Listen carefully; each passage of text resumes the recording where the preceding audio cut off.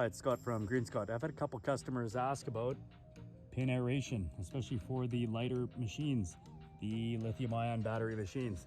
A lot of these lawnmowers, don't quite have the significant weight that a 70-pound gas mower does. That in mind, what I've got here is a 1/4-inch steel tine welded to the backing plate. You've got the standard sintered bushing in the center, the standard hub. This is going to get you through whatever sort of